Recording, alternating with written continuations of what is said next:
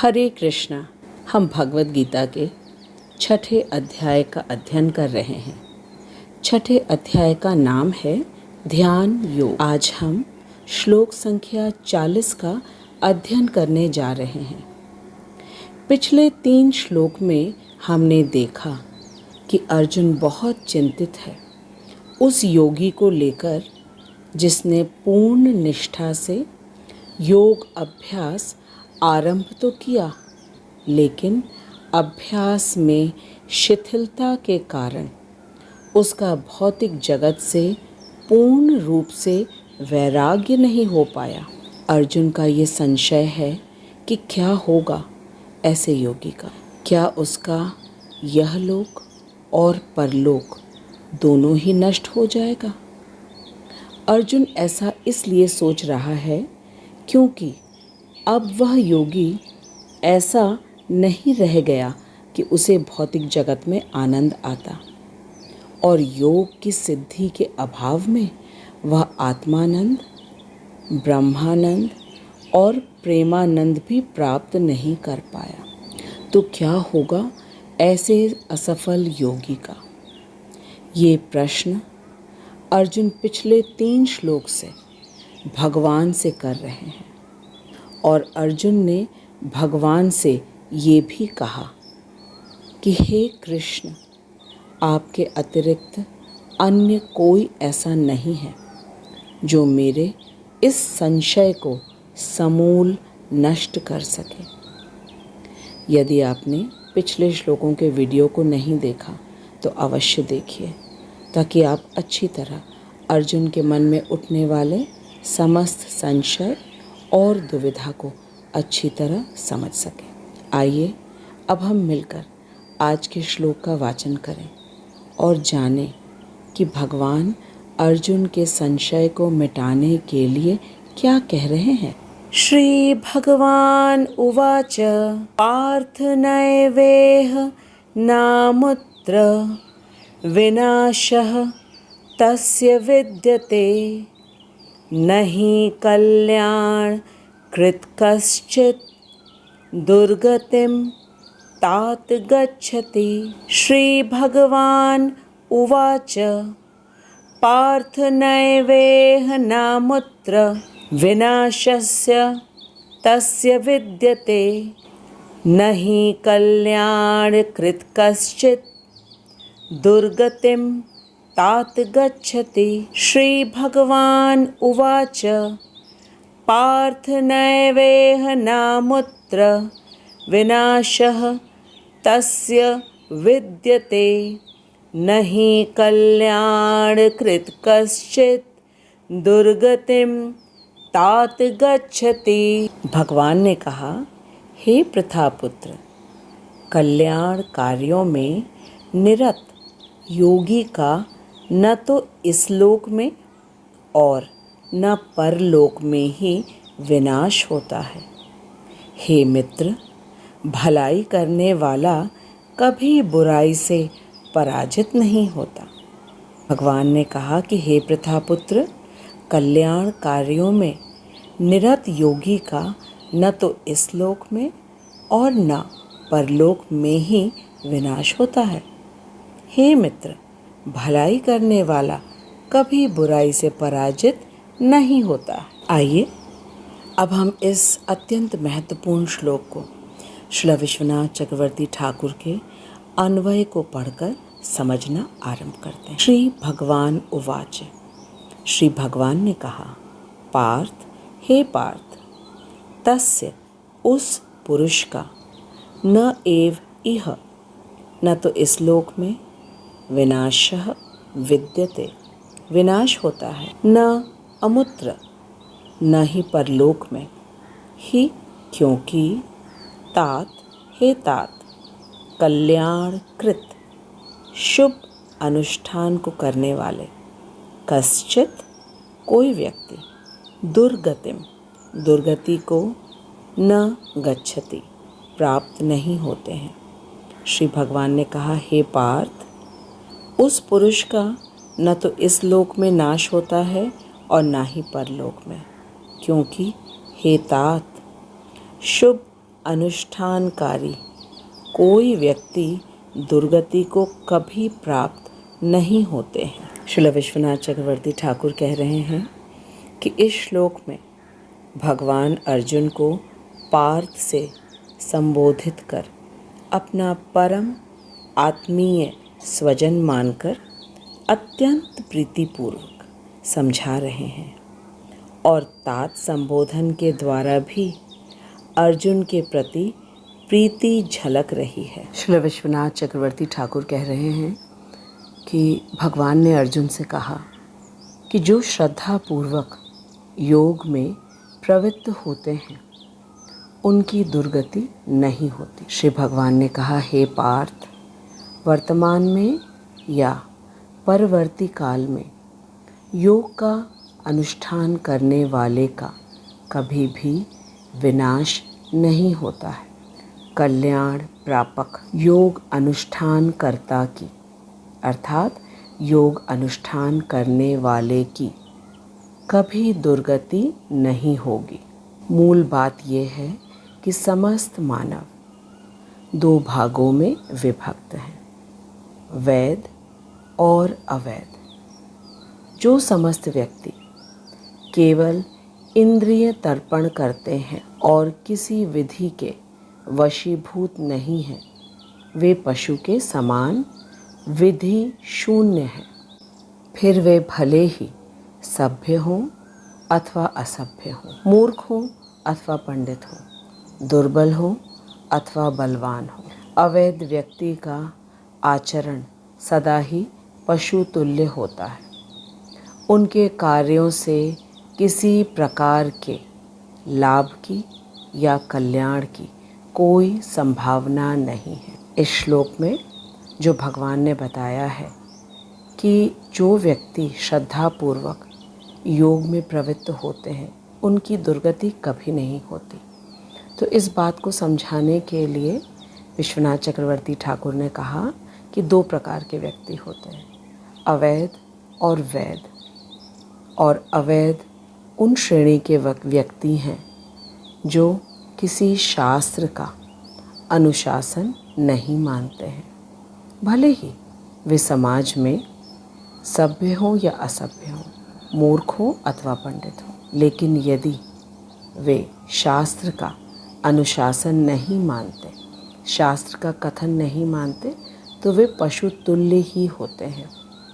और इस प्रकार के व्यक्ति जब कोई भी कार्य करते हैं तो वो न तो लाभकारी होता है और ना ही कल्याणकारी। श्रील विश्वनाथ चक्रवर्ती ठाकुर की जय।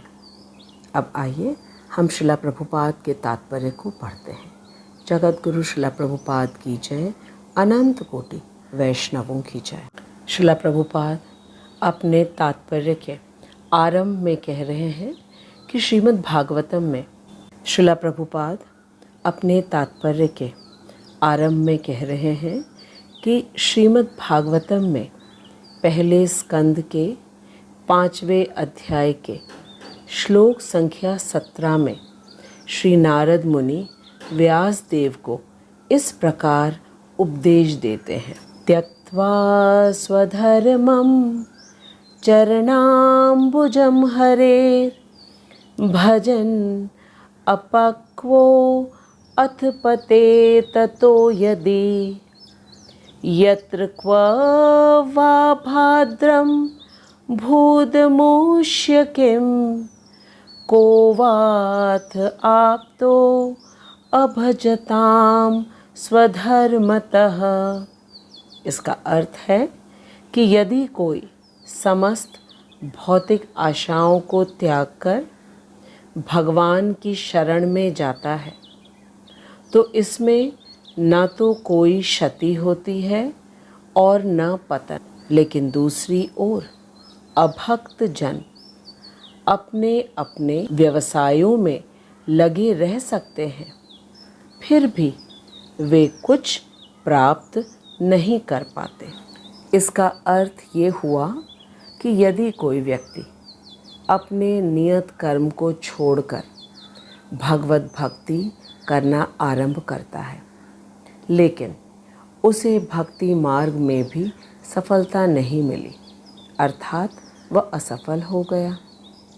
ऐसे असफल योगी के लिए कहा गया है श्रीमद् भागवतम में नारद जी के द्वारा कि उसका कोई नुकसान नहीं होगा और ना ही पतन।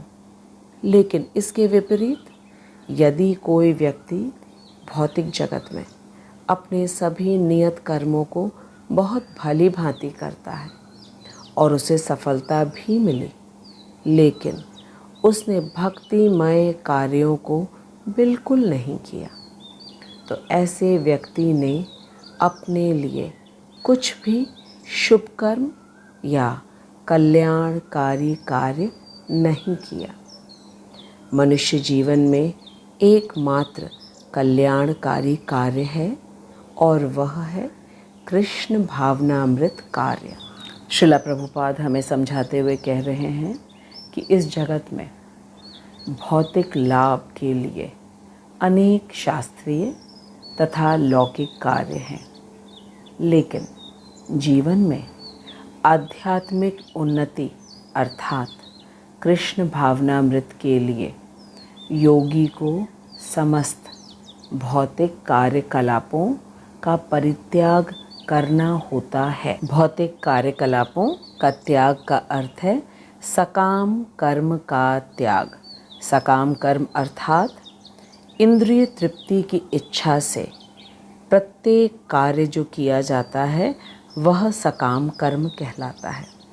ऐसे भौतिक कार्यकलापों का त्याग करना होता है। श्रील प्रभुपाद कह रहे हैं कि कोई ये तर्क कर सकता है कि यदि कृष्ण भावनामृत पूर्ण हो जाए तो इससे सर्वोच्च सिद्धि प्राप्त हो सकती है, किंतु यदि यह सिद्धि प्राप्त न हो पाए तो भौतिक एवं आध्यात्मिक दोनों दृष्टियों से मनुष्य को क्षति पहुंचती है। श्रील प्रभुपाद हमसे कह रहे हैं कि शास्त्रों का आदेश है कि यदि कोई स्वधर्म का आचरण नहीं करता तो उसे पाप फल भोगना पड़ता है।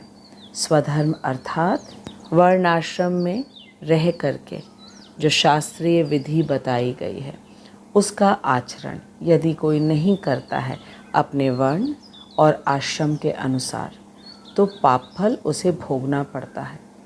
अतः जो दिव्य कार्यों को ठीक से नहीं कर पाता उसे फल भोगना होता है।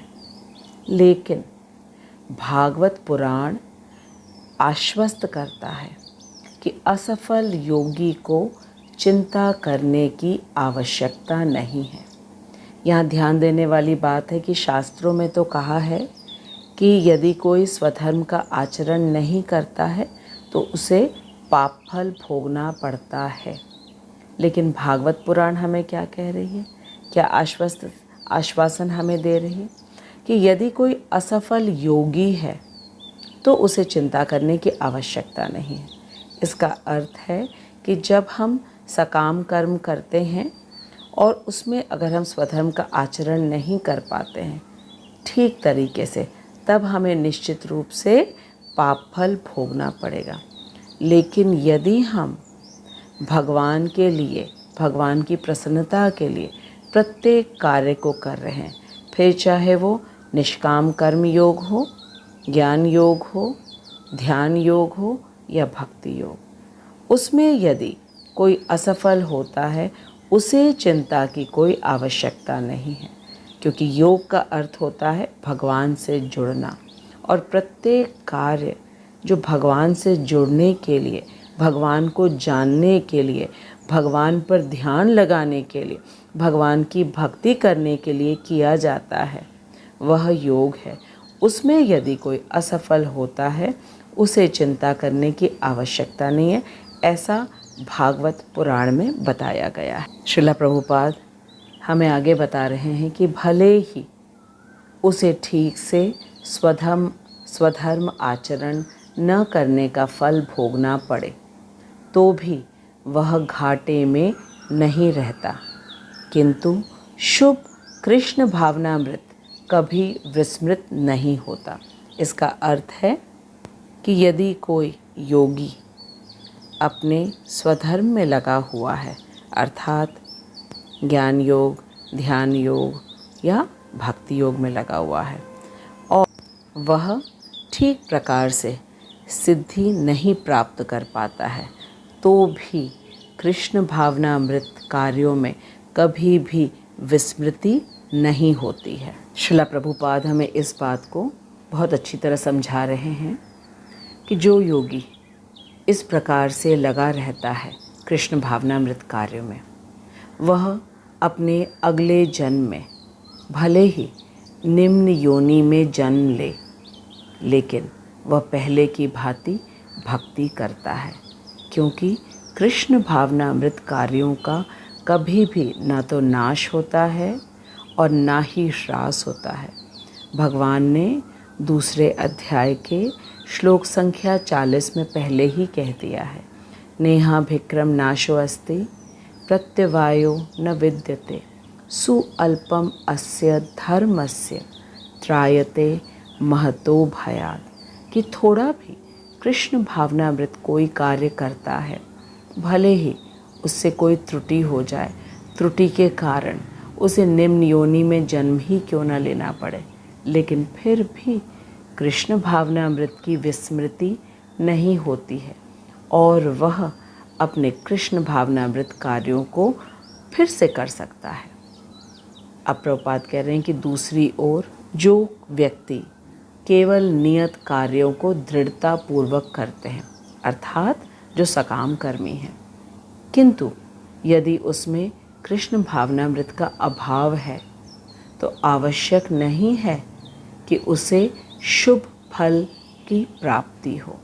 स्पष्ट रूप से कह दिया गया कि जो असफल योगी है उसके साधन में त्रुटि होने के बावजूद भी परिणाम स्वरूप हो सकता है निम्न कुल में उसका जन्म हो जाए, निम्न योनि में जन्म हो जाए, लेकिन कृष्ण भावनामृत से विस्मृति नहीं होगी। और दूसरी ओर जो केवल अपने नियत कर्मों को दृढ़तापूर्वक करता है, लेकिन उसमें कृष्ण भावनामृत का अभाव है, उसका कुछ भी शुभ फल नहीं होगा। श्रील प्रभुपाद ने हमें बहुत ही सरल एवं वैज्ञानिक तरीके से समझा रहे हैं कि नियत कार्यों को दृढ़तापूर्वक करने का अर्थ है शास्त्र के अनुसार सकाम कर्म करना और फलस्वरूप संसार के भौतिक भोगों का आनंद लेना और स्वर्ग की भी प्राप्ति कर लेना। लेकिन इस व्यक्ति ने अपने लिए कुछ भी शुभ कल्याणकारी कार्य नहीं किया। ऐसा इसलिए कहा जा रहा है क्योंकि इस जगत के समस्त भौतिक भोग क्षणिक एवं अनित्य है, और यहाँ तक कि स्वर्ग का भोग भी, जो कि अनेक पुण्य कर्मों का फल होता है, वो भी अनित्य है और पुण्य समाप्त होने के बाद एक क्षण भी वहाँ नहीं रुका जा सकता है, उसे नीचे इस मृत्यु लोक में भेज दिया जाता है। और मृत्यु लोक का अर्थ है फिर से जन्म, मृत्यु, जरा और व्याधि के चक्र में फंस जाना। इसीलिए कहा गया है कि सकाम कर्म बिल्कुल भी कल्याणकारी नहीं है, भले ही वो शास्त्र अनुमोदित ही क्यों ना हो। हम समझते हैं कि उस असफल योगी के विषय में जिसे पूर्ण योग की सिद्धि नहीं मिली, श्रील प्रभुपाद कहते हैं ऐसे योगी के लिए कि उसका पतन अवश्य होगा, लेकिन निम्न योनि में पतन के बाद भी उसकी विस्मृति नहीं होगी। जैसे कि राजा भरत, जिनकी आसक्ति हो गई थी एक हिरण के बच्चे में। राजा भरत अपने देहांत के समय उस हिरण का चिंतन कर रहे थे, तो अगला जीवन उन्हें हिरण का मिला, लेकिन हिरण के शरीर में भी वे भगवान को नहीं भूले। इसी प्रकार गजेंद्र का जब पैर पकड़ लिया एक मगरमच्छ ने, तो उसने तुरंत उस तालाब से एक कमल के फूल को अपने सूंड से निकालकर भगवान विष्णु की आराधना की, भगवान को अर्पण किया। इससे स्पष्ट हो गया कि यदि किसी योगी का किसी कारणवश नीचे की योनि में जन्म हो जाता है, तब भी उसे भगवान की स्मृति बनी रहती है, जिससे वह निम्न योनि में रहकर भी भक्ति कर सकता है। इससे ये सिद्ध हुआ कि भक्ति का कभी नाश नहीं होता। जिस तरह भगवान नित्य हैं, उसी तरह भक्ति भी नित्य है। मैं आशा करती हूँ कि अब हम एकदम स्पष्ट रूप से समझ गए हैं कि एक सकाम कर्मी और एक असफल योगी के विषय में। आज के श्लोक में यह मुख्य विषय है कि किसका कार्य कल्याणकारी है। भगवान ने आज के श्लोक में अर्जुन को 2 नामों से संबोधित किया है। भगवान ने अर्जुन को पार्थ और तात कह कर के संबोधित किया। भगवान जब पार्थ कहते हैं तो अर्जुन को बताते हैं कि तुम मेरी बुआ पृथा के पुत्र हो, इसलिए मैं तुम्हारी सहायता अवश्य करूँगा और तुम्हारे साथ हमेशा रहूँगा। और जब तात कह के पुकारते हैं तो इसका अर्थ है कि वे बहुत स्नेहवश, जैसे पिता अपने पुत्र को तात कहते हैं या गुरु अपने शिष्य को स्नेहवश स्नेह से परिपूरित होकर तात कहते हैं। दोनों ही संबोधन अत्यंत स्नेह और अपनापन को दर्शाता है। भगवान अर्जुन से बहुत प्रेम से कह रहे हैं कि हे पृथा पुत्र, कल्याण कार्यों में निरत योगी का न तो इस लोक में और न तो परलोक में विनाश होता है। हे मित्र, भलाई करने वाला कभी बुराई से पराजित नहीं होता। भगवान ने बड़े प्रेम से अर्जुन को पूरा आश्वासन दे दिया कि मित्र, तुम बिल्कुल संशय रहित हो जाओ।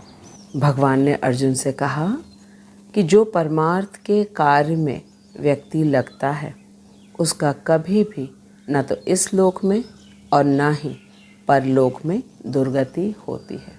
अर्जुन ने भगवान से पूछा था कि आखिर एक असफल योगी को क्या मिलेगा। इसके उत्तर में भगवान कह रहे हैं कि एक असफल योगी को क्या मिलेगा, ये तो मैं तुम्हें बाद में बताऊंगा। अभी तुम ये जान लो कि उसकी दुर्गति बिल्कुल नहीं होगी। यही तो डर था अर्जुन के मन में कि क्या वह उस छोटे बादल की तरह बिल्कुल छिन्न भिन्न हो जाएगा। तो भगवान ने अर्जुन से कह दिया कि अभी तो तुम ये जान लो कि एक असफल योगी की दुर्गति तो बिल्कुल नहीं होगी।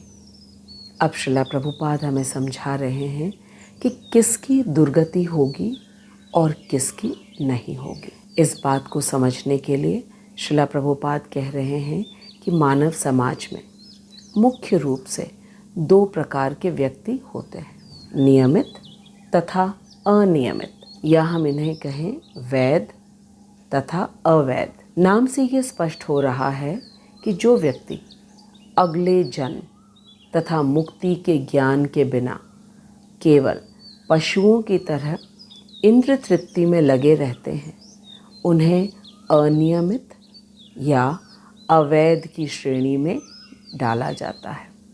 ऐसे व्यक्ति शास्त्र का ज्ञान नहीं लेते और अपने अनुसार जीवन यापन करते, जो कि पशु तुल्य ही है, क्योंकि पशु कभी भी शास्त्र का ज्ञान नहीं ले सकते। इसके विपरीत जो लोग शास्त्रों में वर्णित कर्तव्य के सिद्धांतों का पालन करते हैं, वे नियमित या वैध विभाग में वर्गीकृत होते हैं। तो हमने जाना कि जो शास्त्रों का अध्ययन नहीं करते, शास्त्रों का शासन नहीं मानते, उन्हें अनियमित और अवैध कहा जाता है। और जो शास्त्रों के अनुसार अपने जीवन को चलाते हैं, उन्हें नियमित या वैध विभाग में वर्गीकृत किया जाता है। जो अनियमित विभाग के व्यक्ति हैं, भले ही वे इस समाज के दृष्टिकोण से सभ्य हों या असभ्य हों, शिक्षित हों या अशिक्षित हों, बलवान हों या निर्बल हों, सभी शास्त्रीय दृष्टिकोण में पाशविक वृत्तियों से पूर्ण है। स्पष्ट रूप से बता दिया गया कि इस समाज में जो भी व्यक्ति, यदि वो सभ्य हो या असभ्य हो, शिक्षित हो या अशिक्षित हो, बलवान हो या निर्बल हो, यदि वह अनियमित है अर्थात शास्त्र का ज्ञान नहीं लेता, तो शास्त्रीय दृष्टिकोण से ऐसे व्यक्तियों को पाशविक वृत्तियों से पूर्ण कहा जाता है। उनके कार्य कभी भी कल्याणकारी नहीं होते, क्योंकि वे पशुओं की भांति आहार, निद्रा, भय तथा मैथुन का भोग करते हुए इस संसार में निरंतर रहते हैं, जो सदा ही दुखमय है। पशुओं को ये नहीं मालूम क्या आहार करना चाहिए, पशु नहीं जानते कितनी निद्रा होनी चाहिए, पशु ये नहीं जानते कि समाज के नियम क्या हैं, शास्त्र के नियम क्या हैं। अर्थात वो बिना किसी नियम के आहार, निद्रा, भय तथा मैथुन का भोग करते रहते हैं और वे सदा ही इस मृत्यु संसार में वापस आते रहते हैं, जो कि अत्यंत दुखमय है, क्योंकि मृत्यु संसार में आना मतलब जन्म, जरा, मृत्यु और व्याधि, बीमारी, इन सब से लगातार निकलते रहना कितना दुखमय है। प्रभुपाद कह रहे हैं, इसके विपरीत जो लोग शास्त्रीय आदेशों के अनुसार संयमित रहते हैं, वे क्रमशः कृष्ण भावनामृत को प्राप्त होते हैं। वे निश्चित रूप से जीवन में उन्नति करते हैं। जो नियमित विभाग है, उनके भी 3 प्रकार हैं।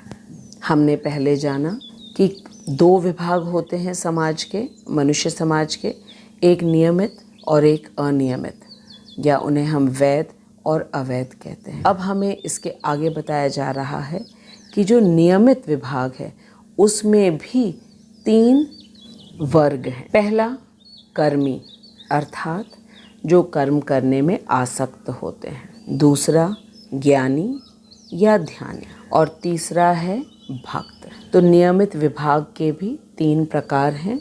पहला है कर्मी, दूसरा है ज्ञानी या ध्यानी और तीसरा है कर्मी के भी 2 प्रकार होते हैं। पहला है सकाम कर्म अर्थात जो अपने इंद्रिय तृप्ति के लिए कार्य करता है, उसे सकाम कर्मी कहते हैं। और दूसरा है निष्काम कर्म, जिसका अर्थ है कि कर्मफल को भोगने की कोई प्रवृत्ति नहीं है। वे केवल भगवान की प्रसन्नता के लिए और लोक शिक्षा के लिए अपने स्वधर्म का पालन करते हैं। हमारे सामने उदाहरण है जनक जी का, जिन्हें विदेह कहा जाता है। उन्हें इस भौतिक जगत से कुछ नहीं चाहिए था।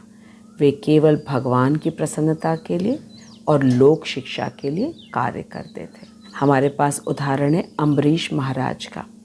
उन्होंने भी केवल भगवान की प्रसन्नता के लिए और लोक शिक्षा के लिए अपने स्वधर्म का पालन किया। ये दोनों ही राजा थे। श्रील प्रभुपाद हमें आगे बता रहे हैं कि सकाम कर्मी हो या निष्काम, दोनों ही शास्त्र अनुमोदित कार्य करते हैं, किंतु क्योंकि सकाम कर्म निज इंद्रिय प्रीति है, इसलिए वह कल्याणकारी नहीं है। स्पष्ट रूप से बता दिया कि सकाम कर्मी और निष्काम कर्मी दोनों ही शास्त्र के अनुसार कार्य करते हैं, लेकिन सकाम कर्मी इसलिए कल्याणकारी नहीं है क्योंकि वह अपनी इंद्रिय तृप्ति के लिए कार्य करता है, और निष्काम व्यक्ति वह फल की इच्छा के बिना सिर्फ भगवान की प्रसन्नता के लिए और लोक शिक्षा के लिए कार्य करता है। इसी कार्य को भगवान ने कल्याणकारी कहा है। इसके अलावा बाकी सब साधन जैसे कि निष्काम कर्म, ज्ञान योग, ध्यान योग तथा भक्ति योग सब कल्याणकारी है। प्रभुपाद ने हमें बहुत ही सरल रूप से बता दिया कि एकमात्र सकाम कर्मी को छोड़ करके बाकी सब कुछ कल्याणकारी है। कहाँ से? निष्काम कर्म, ज्ञान योग, ध्यान योग और भक्ति योग, सब कुछ कल्याणकारी है एकमात्र सकाम कर्म को छोड़कर। और इसका कारण ये है कि इन सब के साधन में योग युक्त है। किनके साधन में? निष्काम कर्म योग, ज्ञान योग, ध्यान योग और भक्ति योग, ये सब भगवान के लिए है। इसलिए यह परमार्थ है और परमार्थ के मार्ग पर जो कोई भी साधक तपस्या करता है वह निश्चित रूप से उसके लिए कल्याणकारी होता है और कभी भी उसकी दुर्गति नहीं हो सकती। श्रील प्रभुपाद हमें बता रहे हैं कि जो सकाम कर्म करते हैं वे भी कठिन तपस्या करते हैं, लेकिन क्योंकि वे इस भौतिक जगतानंद को पाना चाहते हैं या स्वर्ग का भोग चाहते हैं, इसलिए वे जगत का आनंद और स्वर्ग का भी भोग प्राप्त कर लेते हैं, लेकिन उनका पतन अवश्य हो जाता है और वे जन्म मृत्यु के भव बंधन में बार बार फंसते जाते हैं। लेकिन यदि वे सकाम कर्म से निष्काम कर्म करने लगे और अपने सभी नियत कर्मों को करें, तब वह क्रमशः जगतानंद से आत्मानंद, आत्मानंद से ब्रह्मानंद और ब्रह्मानंद से प्रेमानंद के स्तर तक आसानी से पहुंच जाएंगे। प्रभुपाद कह रहे हैं कि जो सकाम कर्मी हैं, यदि वह अपनी इंद्रिय तृप्ति की भावना को त्याग कर निष्काम कर्मी बन जाए, निष्काम कर्म करने लगे, तो वह फिर धीरे धीरे जगतानंद को तो छोड़ ही देगा, क्योंकि जगत का आनंद उसे चाहिए नहीं। फिर उसे आत्मानंद मिलेगा, अपने आत्मा में वह संतुष्ट होगा, वह जानेगा कि वह आत्मा है और भगवान का अंश है। फिर उसे ब्रह्म का आनंद मिलेगा, अर्थात उसके हृदय में विराजमान परमात्मा का दर्शन करेगा और फिर दर्शन करते करते उसे प्रेमा भक्ति मिल जाएगी। भगवान के दर्शन करते करते उसके मन में भगवान की सेवा करने की इच्छा उत्पन्न हो जाएगी। इसे कहते हैं प्रेमानंद। श्रील प्रभुपाद कहते हैं कि कर्म योग सबके लिए आवश्यक है, फिर चाहे वो ज्ञान योगी हो या ध्यान योगी। कर्म योग से चित्त शुद्ध होता है और शुद्ध हृदय में ज्ञान टिक पाएगा और फिर हृदय में विराजमान परमात्मा का दर्शन हो पाएगा। इसलिए कर्म योग करना सभी के लिए आवश्यक है। एक ज्ञान योगी को या ध्यान योगी कर्म योग करके भौतिक भोगों से वैराग्य होता है, और जैसे जैसे भौतिक जगत से वैराग्य होता है वैसे वैसे उसकी भक्ति में दृढ़ता बढ़ती चली जाती है।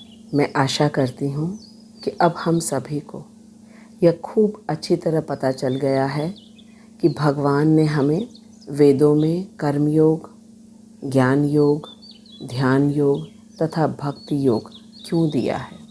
ये सब मानव जाति के क्रमिक विकास के लिए है, ताकि सभी कृष्ण भावनामृत बन सके और कृष्ण भावना में किया गया प्रत्येक कार्य निश्चित रूप से शुभ एवं कल्याणकारी है। और यदि कृष्ण भावनामृत में कोई त्रुटिपूर्ण तरीके से भी यदि कोई कार्य करता है तो भी उसका कभी नाश नहीं होगा और ना ही ह्रास होगा। और इसके विपरीत यदि कोई व्यक्ति समस्त भौतिक कार्य करता है खूब अच्छी तरह और फिर उस कर्मफल से वह अपनी इंद्रिय तृप्ति करता है, तो ऐसे कृष्ण भावना विहीन कार्य कभी भी कल्याणकारी नहीं होते। भगवान ने अर्जुन को पूर्ण विश्वास दिला दिया कि योग साधन में लगे व्यक्ति की कभी दुर्गति नहीं होगी। और हमें भी अर्जुन के माध्यम से पता चल गया कि हमें कौन सा कार्य करना है जिससे निश्चित रूप से हमारा भी जीवन कल्याणकारी हो, क्योंकि जैसे हम कार्य करेंगे उसी से हमारा जीवन निर्धारित होगा। तो हमें अर्जुन के माध्यम से पता चल गया कि कभी भी हमें सकाम कर्म की ओर आकर्षित नहीं होना है, हमें निष्काम कर्म करना है, भगवान का ज्ञान लेना है, भगवान पर ध्यान लगाना है और भगवान की भक्ति करना है। इस प्रकार निश्चित रूप से हमारा जीवन कल्याणकारी हो जाएगा। अब अगले श्लोक से भगवान बताएंगे अर्जुन को कि उस असफल योगी को क्या मिलेगा। आज के श्लोक में भगवान ने अर्जुन के मन का भय हटा दिया, संशय हटा दिया कि दुर्गति तो नहीं होगी उसकी किसी भी हालत में, क्योंकि वह भगवान की प्रसन्नता के लिए कार्य कर रहा है। कार्य आरंभ किया, लेकिन अभ्यास में शिथिलता के कारण पूर्ण रूप से विरक्ति नहीं हो पाई, वैराग्य नहीं हो पाया, जिससे वह पूर्ण रूप से सफलता नहीं प्राप्त कर पाया योग सिद्धि में। लेकिन फिर भी कृष्ण भावनामृत कार्यों की कभी भी विस्मृति नहीं होगी। भले ही निम्न योनि में जन्म मिल जाए, लेकिन कृष्ण भावनामृत की स्मृति बनी रहेगी और वह निम्न योनि में भी रहकर भक्ति कर सकता है। अब अगले श्लोक में भगवान अर्जुन को बताएंगे कि असफल योगी को मिलेगा क्या। मुझे पूर्ण विश्वास है कि हम सबको भगवान और अर्जुन के वार्तालाप में अपने सभी प्रश्नों का उत्तर मिल रहा है। आगे भी हम भगवान और अर्जुन के प्रत्येक वचन को ध्यानपूर्वक सुनते रहेंगे और अपना जीवन कल्याणकारी बनाएंगे। मैं श्रीला प्रभुपाद, श्रीला भक्ति सिद्धांत सरस्वती ठाकुर, श्रीला विश्वनाथ चक्रवर्ती ठाकुर और मेरे शिक्षा गुरु हिज ग्रेस हरिमोहन दास प्रभु जी को दंडवत प्रणाम करती हूँ, जिनकी अहेतु की कृपा से हम भगवद गीता के परम गुह्य ज्ञान को इतनी सरलता से समझ पा रहे हैं। मैं आपको हृदय से धन्यवाद देती हूँ कि आप अपना बहुमूल्य समय निकाल करके भगवान के वचन को सुन रहे हैं और निश्चित रूप से आप अपने जीवन में भगवान के वचनों का अंगीकार करेंगे। अगले सप्ताह मिलेंगे हम, तब तक आप खूब मन लगाकर इस वीडियो को देखिए, अन्यों के साथ शेयर कीजिए और हरे कृष्ण महामंत्र का जप करिए। खूब प्रसन्न मन से, खूब आनंद पूर्वक हरे कृष्ण महामंत्र का जप करिए, क्योंकि कलयुग में एकमात्र साधन है हमारे पास भगवान तक पहुंचने का। हरिर नाम एव केवलम, कलौ नास्ति गतिर अन्यथा।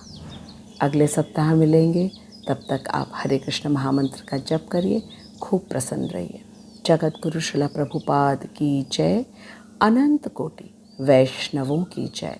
हरे कृष्ण।